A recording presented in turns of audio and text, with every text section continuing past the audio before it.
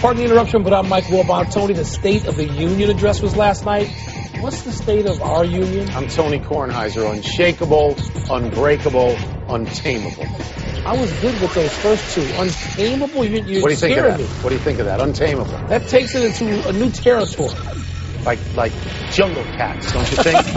So when people look at us, don't you think they think of us as like jungle cats? In a word, I hope not. Really? Small jungle cats. I'm a small bobcat.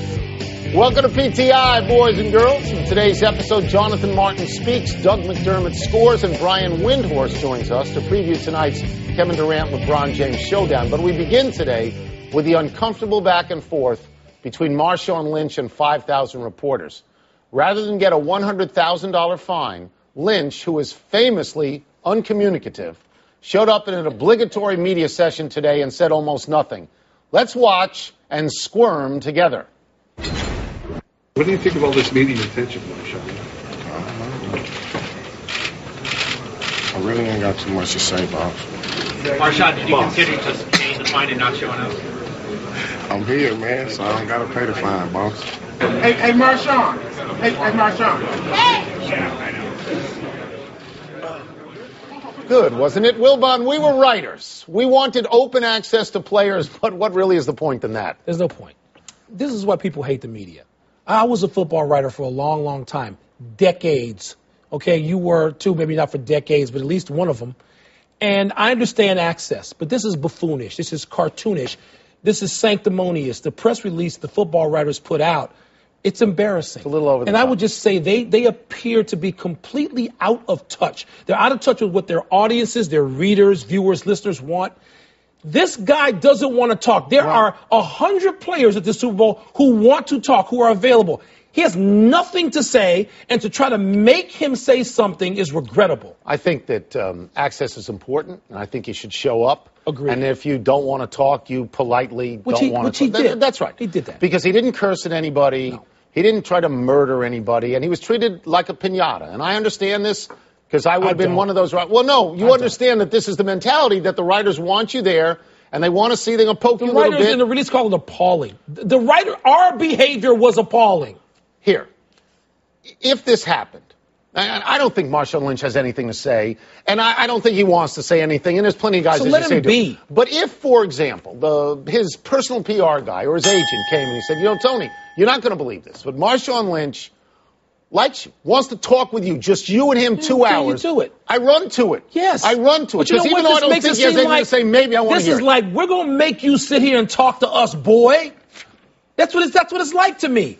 If we're going to make you sit in a box and you're going to talk to us because we're here. I mean, seriously. Here's what you can't do. What? You can't let everybody who doesn't want to be there not be there, or nobody will be there. There's a fine. He's there. Enough already. You should care about your former brothers and sisters more than you do. You know what I want to say to them? Should. Get a life. You should care. For the first time. They have a life. You have a better life. Maybe that's because they should spend less time chasing Marshawn Lynch like I would have done. This is Dwayne Thomas, by the way, from the 70s, right? No. He had a political agenda. Marshawn Lynch doesn't want to talk. For the first time, we got to hear from Johnathon Martin this morning. Told NBC's Tony Dungy mostly what we already knew, that it was the accumulation of incidents, racial and personal, that drove him to leave the Dolphins last fall. And Martin said, through conversations he had with other NFL players around the league, he found the treatment to be excessive, even for football locker rooms. Tone, what, if anything, did you learn from listening to Martin on the Today Show? I learned two things, one expected and one totally unexpected. The expected thing was he'd like to play again. I expected that he would like to play again. The unexpected thing was he said when he left that team, since then, he said no communication whatsoever with the Miami Dolphins. You would think the Miami Dolphins would have dispatched people to bang on his door and say, can we just sit around for a while? Can I get your sense of this? And they haven't done that. I find that amazing. You know what? Nothing sort of made me go, except Tony Dungy's comments after the interview. And by the way, we haven't seen all of the interviews. There's more to run. But Tony, and people just think of Tony Dungy as a coach. Tony Dungy played for the Pittsburgh Steelers in the 70s. He's been around locker rooms as a player, okay? Right. He said he found it excessive. And he listened to some of the voicemails and read some of the text messages. That's right. And if Tony Dungy is offended by this and thinks, whoa, this went too far, That says something to me. Well, I heard something else from Tony Dungy, though, and we would both agree that he's a calm man, he's a reassuring man, he's an avuncular man. He's the right guy to talk to if you're Johnathon Martin. But he said, you texted him and you texted him and you texted him. It looked like there was a friendship there. Yeah. It looked like there was a Tony's friendship there. Been in the locker room and he knows how these various relationships play out. Do you think, I think we both think that Johnathon Martin will try to play again. Right. Do you think that's a lasting career? Lasting, I don't know. I think Johnathon Martin will be in the league and on the field next year in the NFL. I do. Now, how long that lasts, Tony, I don't know. And don't you think that whoever his new teammates are, they will test his toughness? Yes, but maybe there's a coach and a staff that are more nurturing. Oh, Tony Dungy also said that. By the way, and I knew this all, I suspected this all along. What's that? Coaches knew. His position he coach said he told them. The Dolphins knew. Yeah, that's right. We've got beef between big guys here. Warren Sapp and Michael Strahan plain don't like each other. And this goes back a number of years. Sapp, who is in the Hall of Fame, doesn't think Strahan should be in with him. Sapp said, quote, when you really measure him up, he comes up short. He only has 4 straight Pro Bowls and a mythical sack record that you all still walk around like it's something to be praised, unquote. Whoa. To which Strahan replied, quote, I don't respond to him because the tiger does not pay attention to the opinion of a sheep, unquote.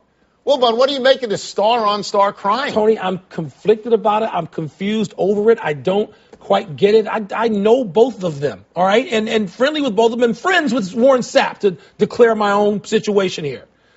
They both, to me, belong in the Hall of Fame. First ballot, in. They're two of the great defensive players of their time. Now, I'm okay with this because they're grown men and they're in the same industry. They can be competitive. There are people in our industry we don't like. Well, you just trashed all the football writers. I trash a couple by name, and I wouldn't mind doing that. There's a couple I don't like, and I'm sure they don't like me. So I'm okay with that. Everybody likes you. But it's confusing to me because they both did the same thing and they were great at it, and they're sociable. They are charismatic men. Is Sapp jealous?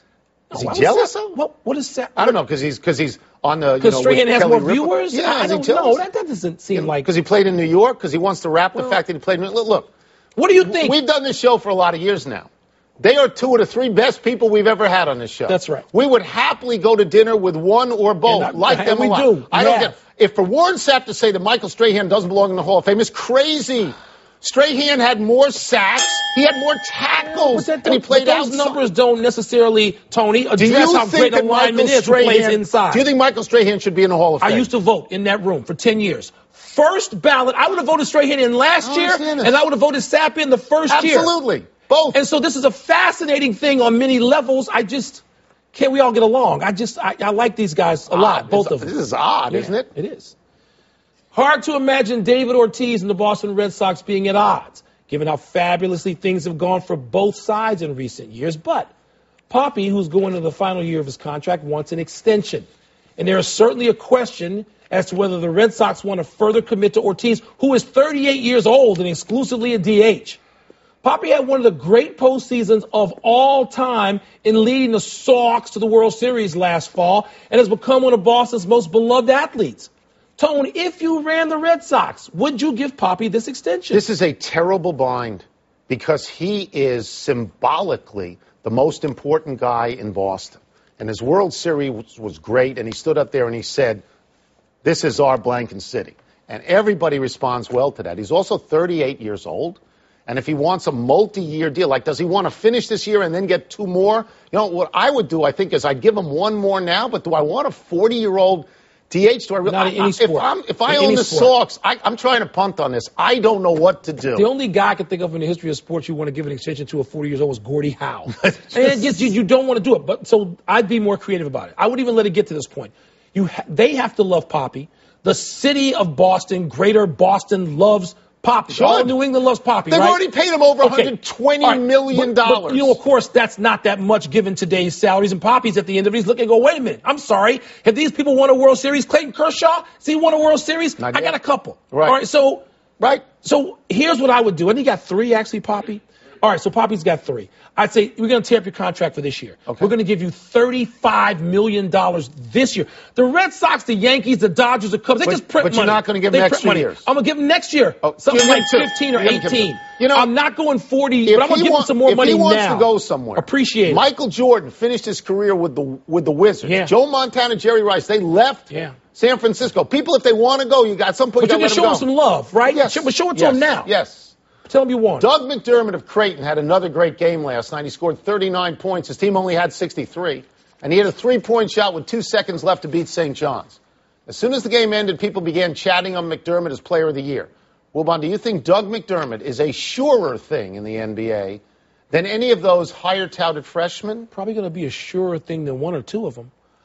If you were asking me if I was drafting right now of what we've seen, and I watched that game last night because I wanted to see McDermott. A year ago, I was skeptical. And every time I watch him, my dear friend Neville always says, you're missing it on McDermott. He's been taunting me for a year. Neville reference. Boom. I know. So I watched McDermott last night, and I'm thinking, you know what? I have been missing it. This kid has a lot of skills, a varied skill set. He can shoot it. He can bang. He finishes with either hand. He can go in either direction. Mm-hmm. He does so many things. He's going to be better than 1 or 2 of those freshmen. I just don't know who. He's a senior. He's much more developed. He plays now. And I mean a small P, like a professional basketball player. Yes, he does. He knows exactly what he can and can't do. He plays with his body. He puts his can out there to feel the defender so he knows which way he will go around. Nobody does that. He's got all of that going on. I liken him now to Shane Battier as a senior when he was the best player in college basketball, but a whole bunch of high school kids were drafted ahead of him. You had a better example earlier. You said Xavier McDaniels. But I mean a more recent example of Shane Battier. Not that they're the same kind of player, but Battier's now been in the league for 13 years. McDermott can have an extensive You mean you're not career. buying the Kyle Korver white-on-white example only? No. Like you can't compare McDermott to a black player? You're not buying that? No, because there's nothing like Kyle Korver except they're white and went to the same school. So people need to shut up with that. But this kid, Tony, you know, at first we thought the only reason to watch the college basketball season was the freshmen. They are entertaining to watch. And by the way, playing in the Big East, I'm not feeling Creighton in the Big East from Omaha. Well, you know, Omaha's on the east side of Nebraska. Is it really? You sure about that? It's worked out well for Creighton because Creighton is getting a spotlight that they never would have. He could be Player of the Year, couldn't he? I assume he will be. He was great last night. Let's take a break. But coming up, does tonight's game matter more for the Thunder or the Heat? And who is the leader for MVP right now? LeBron or KD? Brian Windhorst is going to join us next from Miami. Big game, Taylor to Tate. Yeah. Great Neville reference. Tonight, Brian Windhorst will watch Kevin Durant versus LeBron James. Jealous. But first, he'll spend 5 good minutes with 2 slightly shorter, older, less athletic men, but only slightly. Here we go. Here's the first question. Do you think that tonight's matchup is more important to LeBron and the Heat or to Kevin Durant and the Thunder?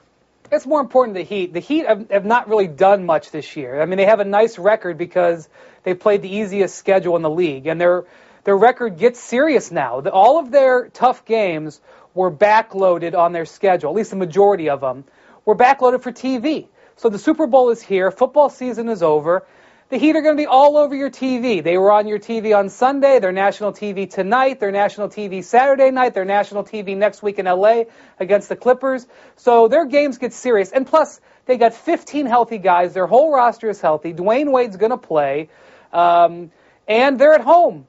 They need this is a game that they have to win. The Thunder are still, ahead of the curve because they're eight wins in a row without Russell Westbrook. So way more important to the Heat tonight. Brian, you have written that it seems important to LeBron that he actually win another MVP award, which I guess would pull him to 5 and even with Michael Jordan, historical stuff like that. But is there any other reason why this would be the case? I think LeBron wants to be the guy that gets 7.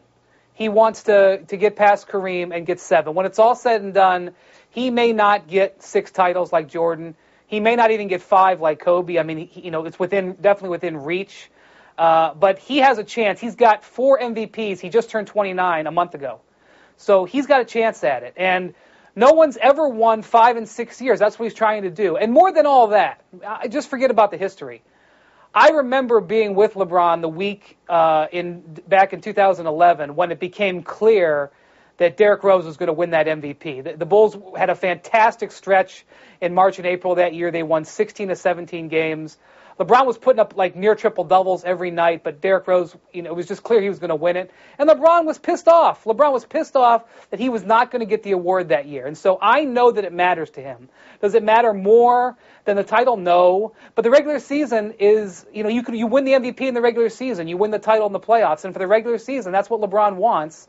And tonight is a golden opportunity for him to declare that he wants it. And I think you'll see that in the way he plays. You watch LeBron play all the time. He's shooting 58% from the field. That is a career high. Do you think that right now LeBron James is the MVP? No, and I don't even really think it's that close.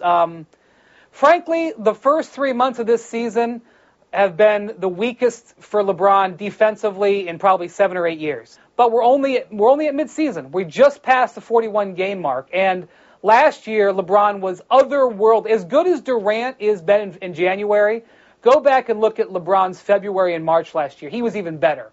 So I think he's saved himself up, and he's definitely second. And now I think he's going to hit the gas. Now the question is, when he hits the gas, can he catch up with that race car that Durant's putting out there? Because he's fantastic. But really, LeBron is in second place right now. One of the things I know on Sunday, after the Spurs Heat game that you and I both talked to Miami players about, was boredom, tired, mentally or physically, or they just not quite as good as they were last year. Which one of those things have you decided on, Brian?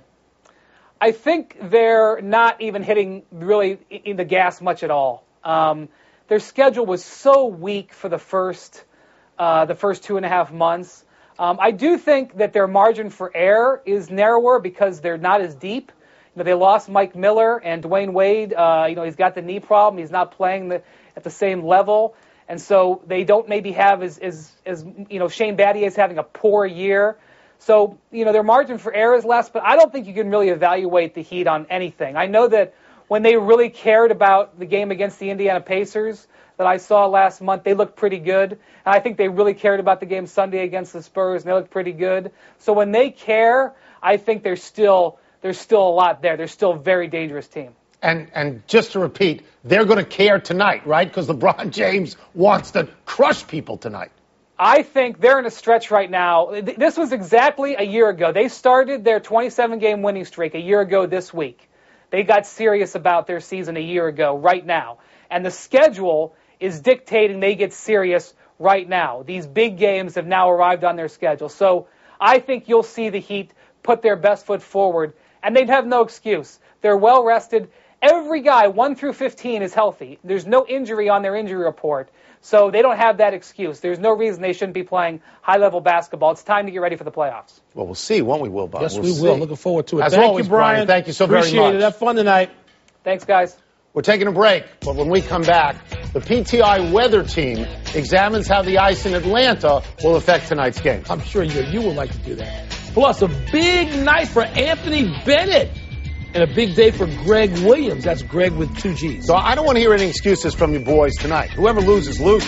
Who's my boy? Well, you got boys on both teams. Oh, I do. Let's start with something that will make me happy. Roll We it. have not gotten into the worst part of this Jim storm yet. Cantori doing That a is live to shot. come Look at this, Wilbon. a little bit later on tonight. Knee to the groin. Boom. How great is that? That's a fine How great is in the that? NFL. Happy time, people. Happy 60th birthday, Oprah Winfrey. One of the richest, most accomplished women in America. Oprah always said she wanted a massive blowout party for number 60. Now we find she's cut this party way back to a low-key domestic affair because the guest list had gotten out of control. Wilbon, were you the tipping point? No chance. But I want you to admit something. You're in love with Oprah. You I have love been Oprah. for 25 years. You're Love sad. her. I You're love her. Like a little puppy dog. Love her. Lapping after Oprah. Love her. Happy anniversary, Steve Young. You love Steve Young. I do. On this day 19 years ago, you threw a Super Bowl record 6 touchdown passes as the 49ers crushed the Chargers. That was a game where Steve Young finally stepped out of the shadow of Joe Montana. Young's career built on accuracy and athleticism, but this was the only Super Bowl he ever started. Okay, but did Joe Montana complete law school while playing quarterback for the 49ers? Because I do believe Steve Young did that. I don't think he did, no. Okay. We'll ask reality. Happy trails to tonight's Pistons-Hawks game. The game has been postponed due to ice everywhere in Atlanta. I've been to Super Bowls in Atlanta when ice storms struck. You would look out your hotel window, see nothing but car crashes. That's all they have. People in Atlanta are going to be upset with me again. What a surprise. no Super Bowl should ever be awarded to Atlanta. All we did was stay in our rooms, point to the ground and say, look at that. Unbelievable. We did radio outside and the road right across us. Everybody's crashing into everybody. Trying to find out we messed up reality. Chipper Jones had to get on an ATV and rescue Freddie Freeman of the Braves. That happened as well. No to your question about Young in Montana. Manu Ginobili to miss 3 to 4 weeks with a hamstring, the Spurs say. And the Cowboys demoted Monty Kiffin and promoted Rod Marinelli, defensive coordinator. They got about 4 coordinators now, and still one guy to clean Jerry Jones' eyeglasses. They got the votes for it. We go to the big finish. Let's do it. The Phoenix Coyotes are changing their name to the Arizona Coyotes. You're Mr. Arizona. Is that okay by you? It's okay by me. I mean, it'd probably be better off being the Canada Coyotes somewhere. Yeah, but I'm glad they're in Arizona. The Rams are going to reportedly hire Greg Williams, 2Gs, as their DC. Good move. Jeff Fisher, they're boys. We wanted to hire him before. They're boys, yeah. Tiger will reportedly skip the match play event next month. Is that a good idea or a bad idea? Well, he hasn't gotten past the second round in the last 4 appearances. Phil Mickelson, how's his back for those Arizona events back-to-back? I just wonder about that. They love Phil in Arizona. Anthony Bennett, first double-digit scoring game last night. Started to turn around? I think it's a little early to start turnaround. What do you have, 15 points? 15 and 8? Yeah, I think it's a little early to call turnaround on this. Last one, number 1, Arizona at Stanford. And number 2, Syracuse at Wake Forest tonight. Be a man and predict an upset. At Stanford, I want to see the Wildcats, the Arizona Wildcats, go.